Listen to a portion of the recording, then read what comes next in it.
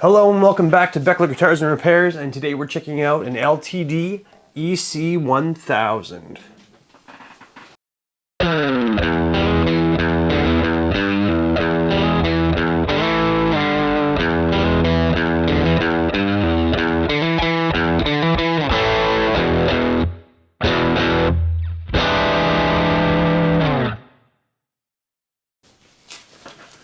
Alright, so these are a Korean-made Les Paul type from LTD, but they are decked out.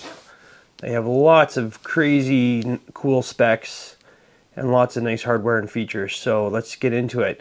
So we've got our flame maple top, we've got our recessed knobs, so they're recessed right into the maple top, which is nice, kind of like a PRS kind of a style. And then we've got our real Seymour Duncan zebra style pickups. We've got our abalone inlay all the way around, as well as the binding all the way around. Our three-way switch. And then we've got a rosewood fingerboard with more abalone. We've got our EC-1000 inlay. The fingerboard is bound as well. We've got a compensated nut here. So a compensated nut is actually, the slots are different lengths away from the strings, so it's supposed to keep your intonation a little bit better as well. So I'm not sure if that's aftermarket or not. We'll have to check the specs on that one. And then we've got our matching flame maple headstock with abalone all the way around there too, with mother of pearl inlays for the deluxe and the LTD. Then we've got mahogany back neck, mahogany back, mahogany neck. It appears to be, I think it's a two-piece mahogany body. And I got this one used, so there's some scratches and dings and stickers. We're going to get into it to see exactly what it needs. And there's our neck. But then we've got locking USA Spurzl tuners, which are very high-end and pretty cool. And these were made in Korea. This one dates to about a 2004. So yeah, these are quite popular guitars. People really like them. Seems to be of nice quality. We've got our jumbo frets on there as well. So yeah, I picked this one up used. It seems to be in pretty good shape. There is some stuff that needs to be done. It's got some rusty strings, some stickers obviously we had to be taken off. It needs a setup for sure, and some fresh strings. So, alright, let's get into it. Let's get it on the bench and take a look at the specs. Alright, weighing in at 8 pounds, 6.7 ounces. Alright, we've got 1.68 at the nut, and 2.03 at the 12th fret, and the first fret neck depth is a 0.833, and at the 12th a 0.891. And here's our neck profile. It's a pretty standard C-shaped neck. It flattens out a little bit by the 12th, and yeah, it feels decently chunky, kind of in the middle between a 60s and a 50s style neck. Alright, so we're going to get our pickup readings here. So in the bridge position, it's reading a 15.89-ish, and the neck is reading a 7.33, and in the middle we've got a 5.01. And I've just confirmed everything on this is original. So yeah, it came with the Seymour Duncan JB/59 set. The nut is the Irvana compensated nut. This year it came with the Spurzl locking tuners, and it's got the nice big volute on there as well. So yes, everything is confirmed stock on this guitar. So I just want to quickly show the condition of these frets. So they're pretty dirty and rusty and oxidized and old. And I just want to show you the A to B comparison of when I run it through the buffer. and the strings were just like rusted, and yeah, this guitar was kind of neglected. It's in good shape, but someone obviously had it sitting for a long time. So frets before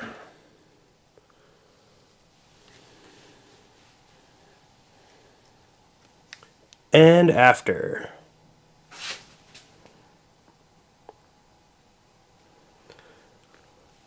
So yeah, I had to run these frets twice through the buffer. They were pretty bad, but now they look great. And there's no major divots or anything else like that. There's very little signs of wear. And there's our flame maple headstock with the mother of pearl inlays and the abalone binding. There's our truss rod there. There we go. So yeah, nice and responsive, easy to turn. And there's our flags, they call them. That's the abalone flag inlays. And there's an additional part to the binding too, I see. There's like that black line of the binding too, so it's like a two-piece binding with the abalone. And our rosewood looks nice and dark, but there are some streaks there. And then our flamed maple top, which is nice. It's got quite a bit of movement in there. And our sunburst finish. And yeah, like I said, this guitar is in really nice shape. No major scratches or dings on the top anywhere. And our recessed knobs. These are metal lock-on knobs too, so you have to use an Allen key to secure them to the potentiometer. And our JB59 Seymour Duncan combo, which are very nice pickups. And then another nice spec on these guitars is they come with Tone Pro's bridge, and that's a locking bridge too, so that locks to the post so that it doesn't fall off when you're doing a string change or what have you. And then a full weight Tone Pro's tailpiece stop bar here, and that also locks down to the posts. Let's have a look at our pickups. So yeah, there is our Seymour Duncan pickups. This is the 1N, the neck pickup. And there is our cavity. It's hard to see how thick that maple top is because it's totally shield painted everywhere there. And there is our bridge pickup, the SH4. And yeah, both routes look nice and clean. And they do have the shielding paint in there. I'm going to take a little bit of a razor blade and just scratch here just to see where that maple top goes down to, because I'm curious. Alright, I scratched off a little bit of that shielding paint for science purposes, and it looks like it is just a thin veneer for the top for the flame maple, and the rest is mahogany. And yeah, that's not necessarily a bad thing. It looks good. There is some movement to the top too, but it's not quite as thick as like a Les Paul. Alright, so here's our cavities here, and yeah, they're fully shielded as well with shielding paint. We've got full-size pots, which is nice. They're CTS pots. 500K, and it looks like there's one master tone and the other two are volume. And there is our three-way switch, pretty standard looking. The routes look nice. And our switch cavity cover is shielded, as well as our normal cavity cover. So here's our two big stickers that were on the back. So I'm assuming they're hiding some buckle rash. That's usually the case when someone puts a sticker in this area. So let's take them off and have a look.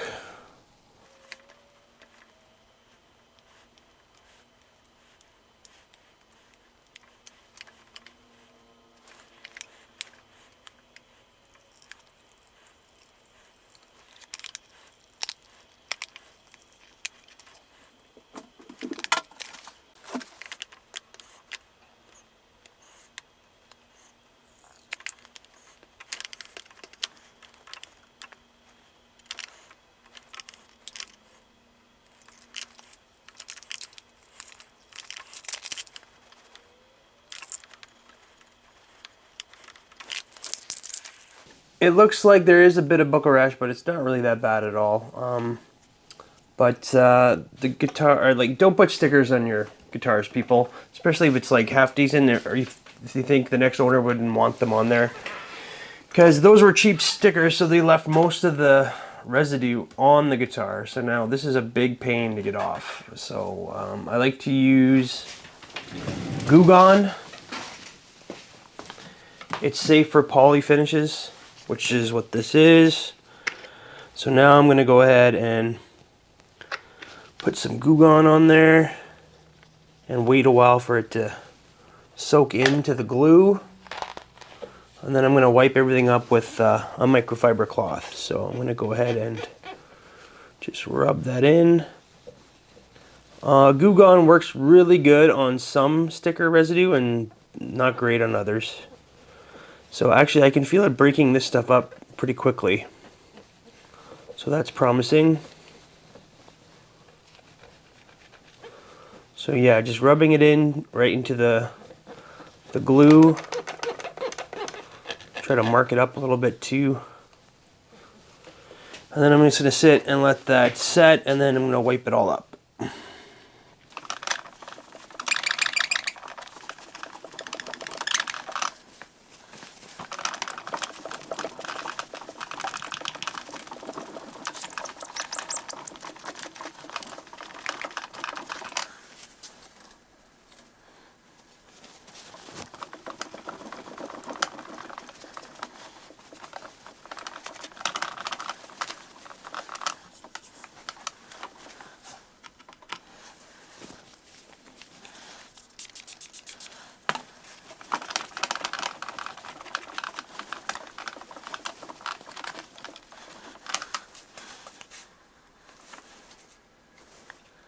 Alright, so that Goo Gone actually made short work of that residue, and the sticker was hiding a slight little bit of buckle rash, but nothing, it's buckle worming actually. Buckle rash is when it's right through the finish, and this is not the case. It's just some belt buckle worming there, and all of the sticker residue did come off.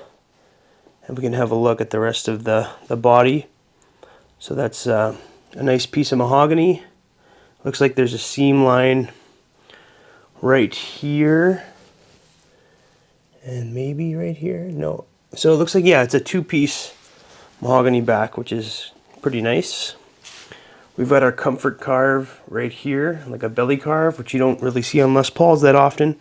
So that's a nice little feature, as well as another little comfort carve right here, just making it a little bit more comfortable to get those higher frets.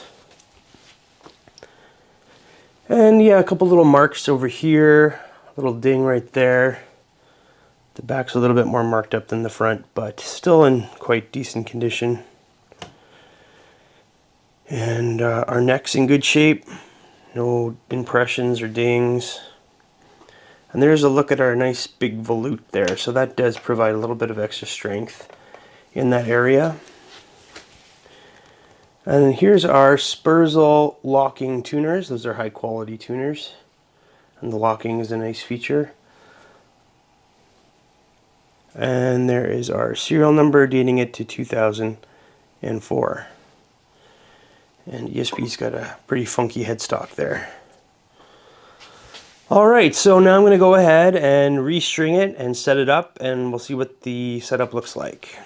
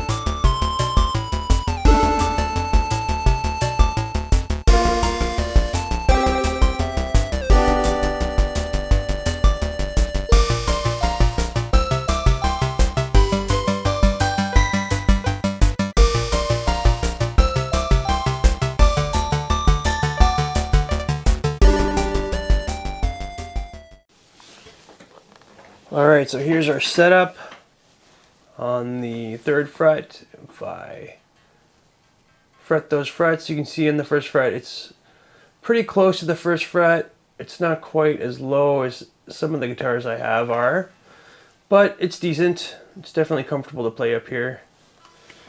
Yeah, we can see that there's just a little bit of relief in the neck. You can see that little line of space between the fretted or the notched straight edge and the fretboard, so that means there's a little bit of relief in the neck. It's about where you want it. We can see at the high E, our action is sitting, or sorry, our low E, our action is sitting at about a little over 1, so about 1.25. And then at the low E, we're sitting at just about a 1. So yeah, nice low action, and there's no buzzing anywhere, which I'll show right now. I also wanted to mention that this guitar has a 24.75 scale, just like a Les Paul, and a 12-inch radius on the fingerboard, like a Les Paul as well.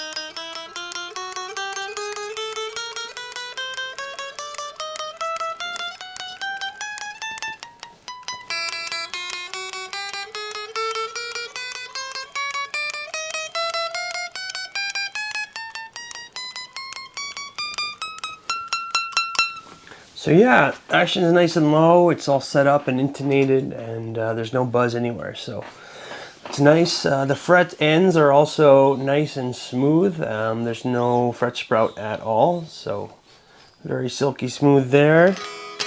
And yeah, it plays great. So let's go ahead and plug it in and see how it sounds. Alright, we're plugged into the 65 Deluxe reverb. I'm using the Bugera PS1 Power Soak Attenuator. And we're just going to run into it clean to see how the pickups sound. I've got my volume set at 4.5, my treble set at 6, my bass set at 6, my reverb set at 2, and yeah, let's go ahead and hear how it sounds clean.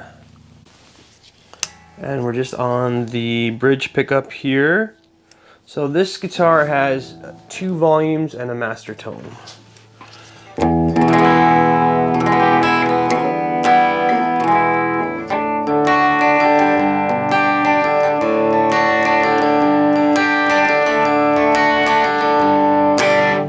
Turn it up a little bit here.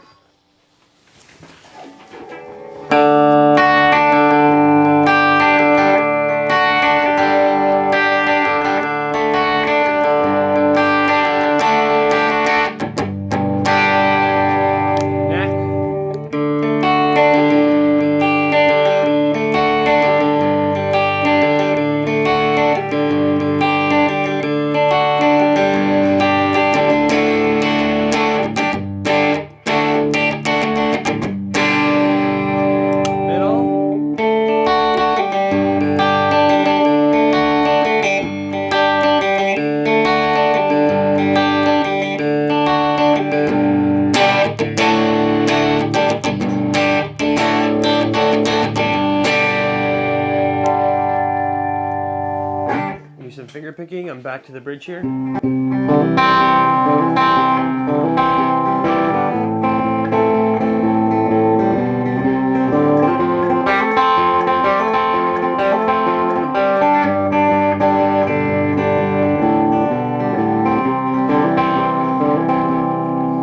All right, neck.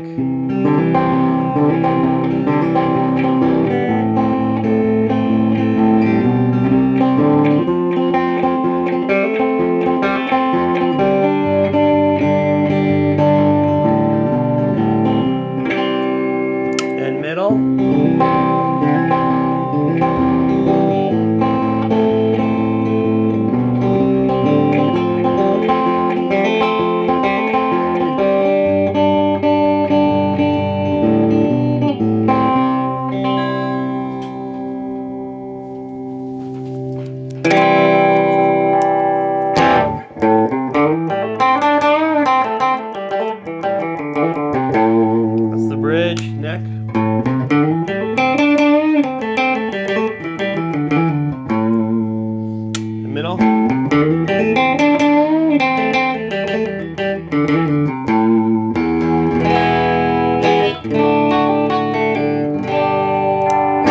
So yeah, Seymour Duncans sound really nice. Let's see how it sounds with a little bit of dirt.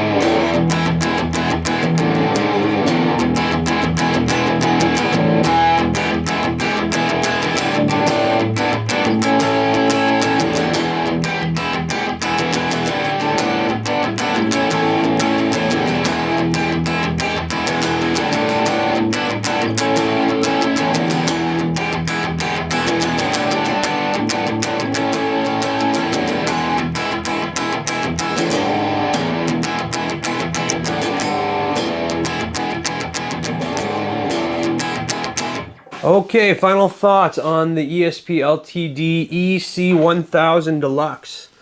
It's a great guitar. Another one. We're having a red letter month, but yeah, this is for someone who wants a Les Paul with all these fancy upgrades and appointments without spending, you know, thousands of dollars.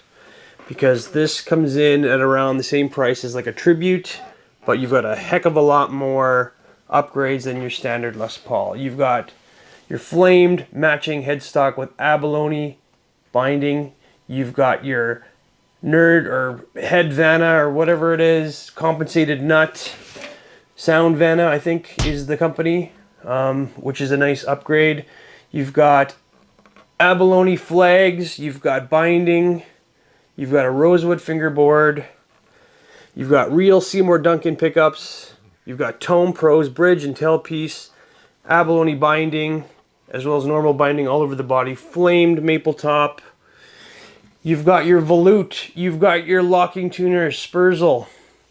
You've got your comfort carve.